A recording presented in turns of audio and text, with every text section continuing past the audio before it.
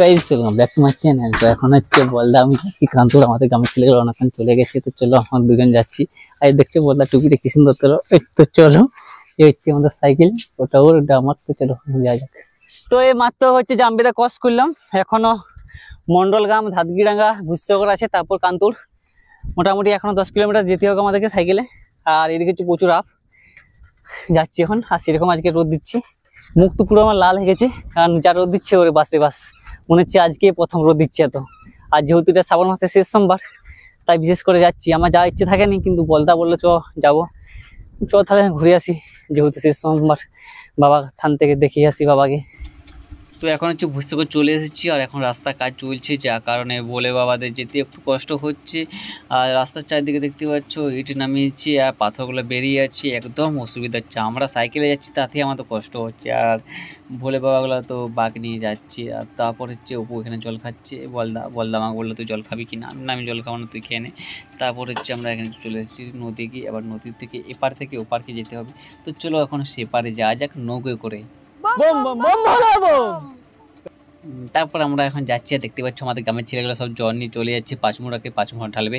আর ছেলেগুলো কদিন যা পরিশ্রম করলো, গিয়েছিল শুশুনা থেকে কান্তর, কান্তর থেকে পাঁচমুড়া। সত্যি কথা বলতে গেলে বাবা যে কি জিনিস একমাত্র যে যায় সেই জানে।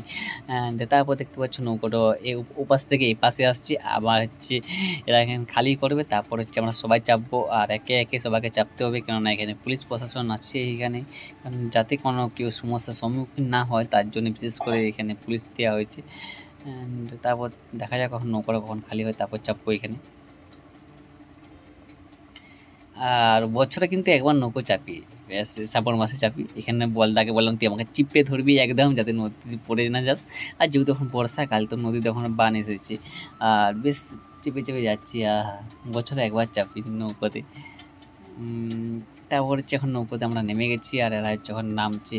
আর এখান থেকে এবার কান্তোড়ে যাচ্ছি, দেখতে পাচ্ছি এরা হচ্ছে জল ঢেলে আসছে, আর আমরা যাচ্ছি কান্তোড়। তো বলদা আমার হিরো, দেখতে পাচ্ছ হিরো সবসময় আগে থাকে। আর যেন মনে হচ্ছে একটা পাহাড়ে উঠেছি। তারপর কান্তরের মন্দিরের সামনে চলে এসেছি, আর এখানে সবাই দেখতে পাচ্ছি সবাই লাইন দিয়ে দাঁড়িয়ে আছে। আর এখন বাজছে 12টা, মানে পুরো ভোর দুপুরবেলা সবাই লাইন দিয়ে দাঁড়িয়ে আছে একদম, বাবা মাথায় জল ঢালবে। আর এখানে একটা জিনিস খুব ভালো লাগলো, এই দেখতে পাচ্ছি বলদাগুলো চারদিকে আছে, কিন্তু কাউকে কোনো ক্ষতি করেনি, এখানে একটা বলদা কাউকে কামড়ায়নি। আর এখানে হচ্ছে শরবত দেওয়া হচ্ছে, তো এখানে শরবত খেলাম। আর এটা হচ্ছে বাবা বলে বাবাদের বাঘ এখানে রাখা আছে। তা ওরা হচ্ছে লাইনে দাঁড়িয়ে আছে, এখন বাঘগুলো এখন রেখে দিয়ে। তারপর হচ্ছে একদল বাবার দল এসেছে, এখন ওরা হচ্ছে মন্দিরে পুরো পাশটা ঘুরছে, দেখতে পাচ্ছ। তারপর হচ্ছে জলটাকে ঢালবে বাবা মাথায়। এটা হচ্ছে মন্দিরের সামনেটাই, সবাই লাইনে দাঁড়িয়ে আছে, মেয়েগুলো একদিকে দাঁড়িয়ে আছে, ছেলেগুলো একদিকে দাঁড়িয়ে আছে।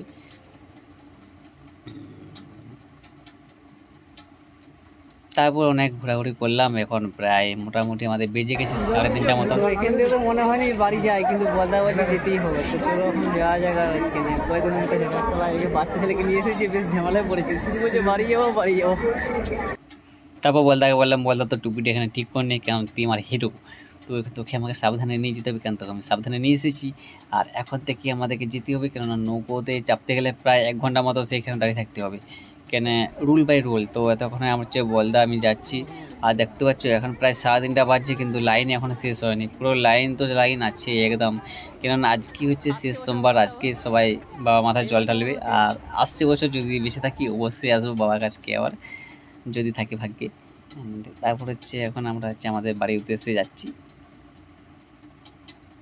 আর কি বলবো, কিছু কিছু ছেলে আছে যারা খুবই বাজে ড্রাইভিং করে, কিছু বলার নেই আমার, যেখানে সেখানে একদম রান তুলে দেয়। তো চলো এখানে চলে এসেছি। বলদাকে বলছি বলদা তুই সবসময় আমার ক্যামেরার দিকে তাকাবি, তুই কোনো আশেপাশে কিছু দেখবি না, তুই শুধু আমার দিকে তাকাবি, আমার ক্যামেরার দিকে তাকাবি। তো বললাম যে তোর টুপিটা ঠিক করে নি। আর এখানে দেখতে পাচ্ছি ছোট্ট দুটো ভাইদেরকে দেখতে পেয়েছি, একদম একদম খুব কিউট একদম ছেলে। তো চলো এখন আমরা যাচ্ছি নৌকোতে চাপতে, ওরা যাচ্ছে নৌকোতে চাপতে। অ্যান্ড তারপর এখানে দাঁড়িয়ে আছি বাড়ি যাওয়ার জন্য। তো আজকে মতন ব্লগটা এখানেই, আর ভালো লাগলে চ্যানেলটা সাবস্ক্রাইব করে দিও। Bye bye.